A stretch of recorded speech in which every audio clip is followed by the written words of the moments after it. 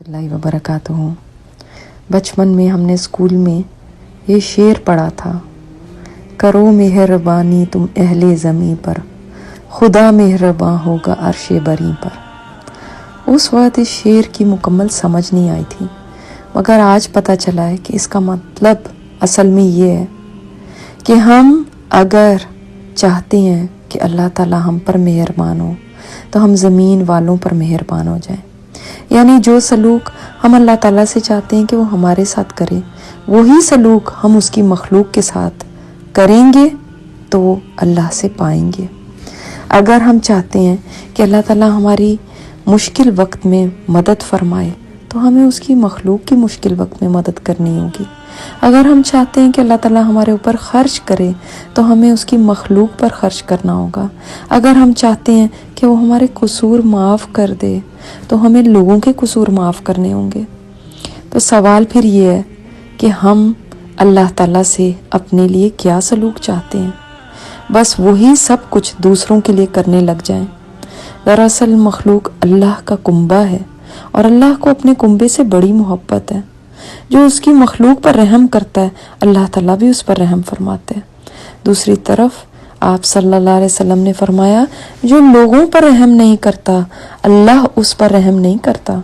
مولانا رومی نے اپنی مثنوی میں ایک حکایت بیان کی ہے کہ عیسیٰ علیہ السلام سے کسی نے پوچھا، کائنات میں سب سے زیادہ سخت چیز کیا ہے؟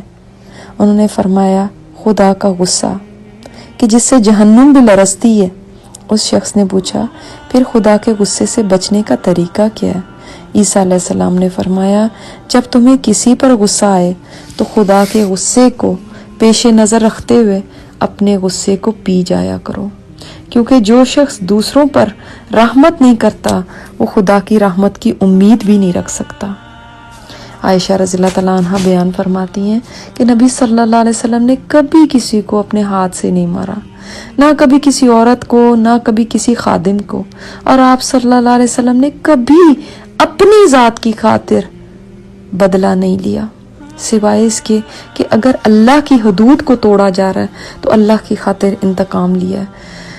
بعض اوقات دیکھا گیا ہے کہ سختی سے کوئی بات منوانے کی جب کوشش کی جاتی ہے تو وہ کوشش ناکام ہو جاتی ہے، اور اگر اس شخص نے ڈر کر بات مان بھی لی تو دل سے نہیں مانی ہوتی، اور جیسے ہی موقع ملتا ہے وہ اس سے نکل جاتا ہے۔ لیکن نرمی اور رحم شفقت کے ساتھ جب کوئی بات کی جاتی ہے تو بہت آسانی سے دوسرا مان لیتا ہے اور دل سے مانتا ہے۔ انس رضی اللہ تعالیٰ عنہ 10 سال آپ صلی اللہ علیہ وسلم کی خدمت میں رہے۔ وہ فرماتے ہیں، آپ صلی اللہ علیہ وسلم اتنے شفیق و مہربان تھے کہ اگر میں نے کبھی کوئی کام کیا ہوتا تو آپ نے کبھی یہ نہیں فرمایا کہ تم نے یہ کیوں کیا، اور اگر کبھی نہ کیا ہوتا تو کبھی یہ نہیں فرماتے تھے تم نے یہ کام کیوں نہیں کیا۔ ہم تو ایسے نبی کی امت ہیں کہ جنہوں نے انسان تو انسان جانوروں کے ساتھ بھی رحم کا معاملہ فرمایا۔ یہ آپ صلی اللہ علیہ وسلم کی شفقت اور رحم ہی تھا کہ لوگ آپ کے ایسے گرویدہ ہو گئے تھے اور آپ سے ایسی والہانہ محبت کرنے لگے تھے کہ آپ کے وضو تک کا پانی زمین پر پڑنے نہیں دیتے تھے۔ سورہ آل عمران میں اللہ تعالیٰ نے فرمایا، اے نبی، یہ اللہ کی رحمت ہے آپ پہ کہ آپ ان لوگوں کے ساتھ نرم مزاج ہیں، ورنہ اگر آپ تنخو اور سنگ دل ہوتے تو یہ آپ کے گرد سے چھٹ جاتے۔ سوچیں، اگر تنخو ہونے پر لوگ نبی صلی اللہ علیہ وسلم کو چھوڑ کر بھاگ جاتے تو آج ہم کیسے سوچ سکتے ہیں کہ ہم ترشرو ہوں گے، ہم سخت مزاج ہوں گے تو لوگ ہمارے ارد گرد آ کر بیٹھیں گے؟ اور اگر ایسا مزاج ہم رکھیں گے تو کیا کبھی اللہ کی بات لوگوں کو پہنچا سکیں گے؟